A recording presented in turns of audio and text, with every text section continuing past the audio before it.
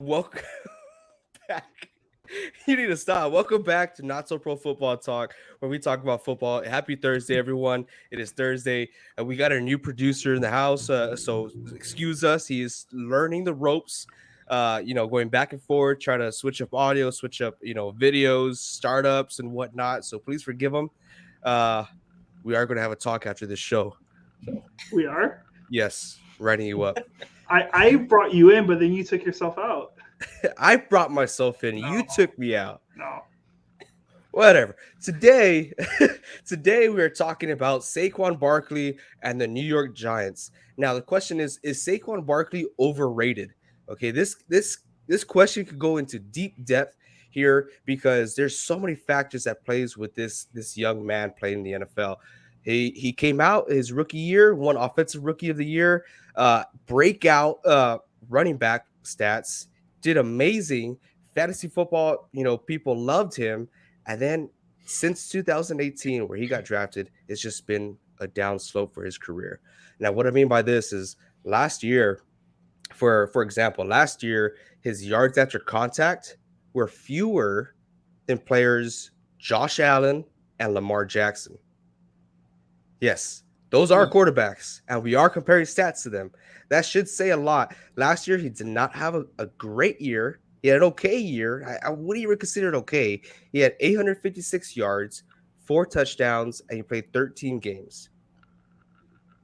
Yeah, it feels like ever since his rookie year, he's been missing out on games. In 2019, he only played 13. 2020, by week 2, he tore his ACL. He was gone for the rest of the year. Comes back in 2021, which is last season, only played 13 games. So this guy, he's on a huge roller coaster. He hasn't seen the same production that he had his rookie year. Coming into the season with coming into the season being healthy, he was not the same. He did not produce. Now, I not making excuses for the guy, but his offensive line was ranked 30th in the league. Now, this is really bad. There is no protection.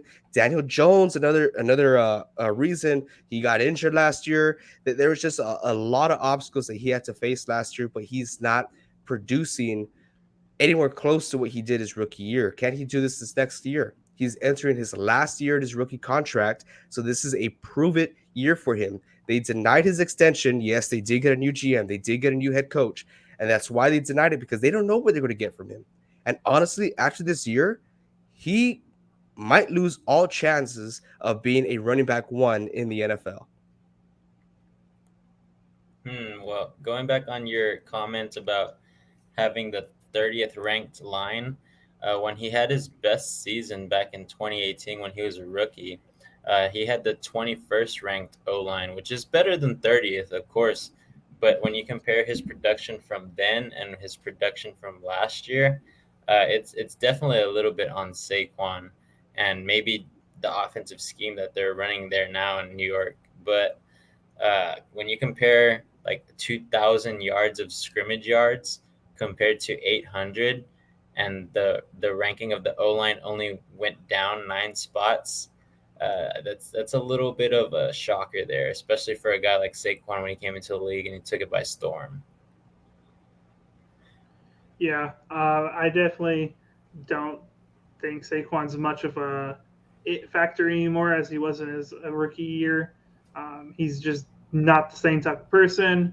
As you can see, 800 yards, just not hitting that 1,000 yard mark that you would expect from the guy with that type of name that he has. Definitely don't see a lot from him, and yeah. Yeah, that's very true. Now, they did make some big roster moves this offseason. They picked up some offensive linemen. For example, they picked up inside offensive lineman Mark Glowinski.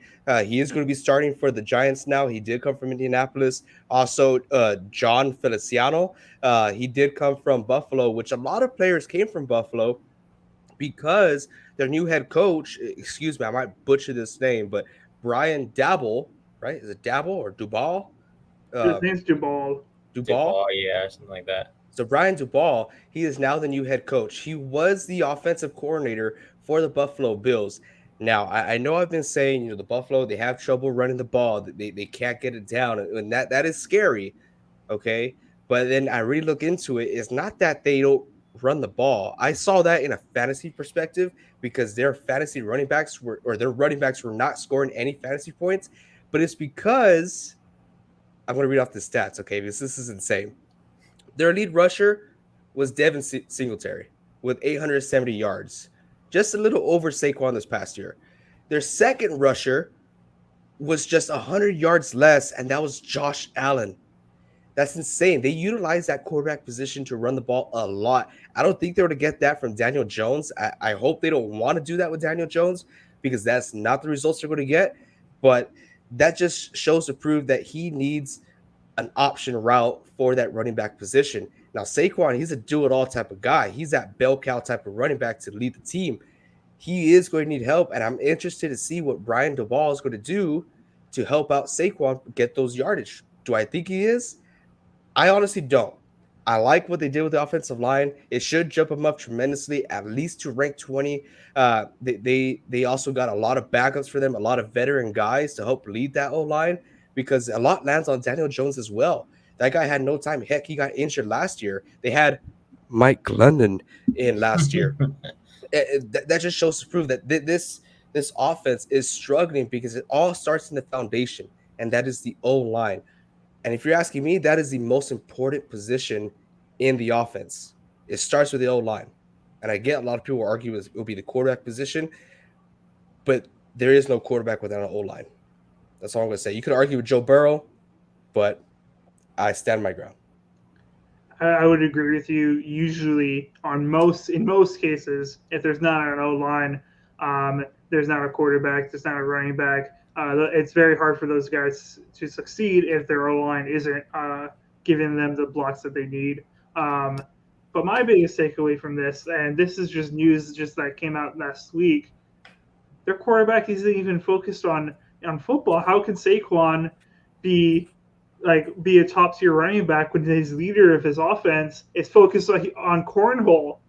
He just signed a 3-year deal with American Cornhole League. Apparently, this guy's been just destroying in the minor leagues all summer, and now he's gone pro. He's a multi-sport athlete, Reed. Spit some respect on his name, and please. he's not focused on football. He sees that he's on his last year of his deal. He might get cut. Who knows if he has a job next year in the NFL? And he secured another new job in the cornhole league. I don't see how you could be making this argument, Reed, when Aaron Rodgers last year was out there flirting with Jeopardy. Hey, it's a completely different thing, man. I don't know, Reed. I think Daniel Jones is just working on his toss, like exactly the toss. They're gonna stretch it to the right every know. play, because they restructured that whole right side of that line. They're gonna toss it every play to Saquon, Honestly, it is Daniel Jones and Saquon's make or break year for them. After this year, both those guys could see themselves in a backup role for the rest of their career in the league. Not saying that they cannot be a starter, but the odds are against them this year. They have to prove themselves. They can't be from anyone else. They can't rely on the coach scheme. They can't rely on the offensive line. They cannot rely on the wide receivers. They have to do it themselves, and they have to prove it out. One thing that really brought my attention was Saquon because before it was just kind of under the radar. I was ready to talk about fantasy football. Saquon was already up there in my top 15. And then this thing popped up where an offensive coach in the NFL came out and he was just bashing on Saquon Barkley. He was telling an ESPN reporter, I forgot his name, Jeremy Fowler, I believe, the ESPN reporter he reported to. The coach has remained anonymous. He does not want to release who he is, but he was saying stuff like he is the type of guy that wants every play to be a home run play. He does not know how to play the running back position. That's insane to me. Okay, he was also saying that Saquon needs to learn that a 4-yard gain in this league is worth a lot more than what he thinks. Instead of cutting back and losing a few yards, and then to top it all off, he finished off his whole report by saying, and he also gets his ass kicked in protection. Now, I do see that when it comes to protecting, Saquon's not the greatest there. He could use a little work, but that was just a lot said by an offensive coach, which we don't know what team he's from. We don't know who he is. this is a lot. And for someone to speak out about Saquon like this should put more a spark under you to get something done this upcoming season. Yeah, man. I don't think it's a bad thing to want a home run play like every single time, but it's also recognizing where the defense is stacked up, where your line is pulling, like knowing the playbook and knowing how to rush that open area of the line. Sometimes in the NFL, you drop a play a certain way, and the defense is just as good, if not better, than your O line, and it's going to change the entire play. And you have to know when to take your yards or when to just pop it out. Like it's just like that old saying: you got to know when to hold them and when to fold them. But maybe Saquon just has a little bit of a problem with that. He wants everything to be, I need this, I need that, I want to get paid. My contract is coming up. Like I got to make these plays and stuff. But sometimes it just doesn't work when you don't have the best O line, and he just needs to realize that, I think. Yeah, those are some brave words from our guy who wants to remain anonymous. Um, but whatever. I think he's definitely some truth in that. I do remember seeing. I didn't watch too much of the Giants last year, but I do remember seeing a few plays where Saquon like cut it back, trying to like get like a home run, get it first down, whatever, on like a 10-yard play, and when he doesn't need to, like get your yards, get down. It's all about situational football. If it's first down and you get 4 yards, that's a great play. If it's second down and 8 and you get 4 yards, now you're in a third down to 4. That's a third and manageable. You gotta be the team player for your team. It's not about putting up these amazing stats that stops everything. That makes the highlight reels. It's not about that. At the end of the day, you got to win games and put your offense in a position to win those games. And him taking those 4 yard plays and being okay with that is part of that. So hopefully he's able to do that this coming year. Right. So now this leads to the question, the title of the video: is Saquon Barkley overrated? I personally don't think he is. I think he has a lot to learn. He has a lot of potential to be a great running back in this league. He just needs to realize that this is a team sport. I don't think he is overrated right now because I don't think he's rated very high in my opinion. I may be wrong, but and I think in most public eye, he's not one of the top running backs, but he's also not complete garbage either. He's right in the middle of the pack, as you said, AJ. He can be. He has the potential to be really, really good, but he just hasn't lived up to that level these past couple of years. So it's really all up to him.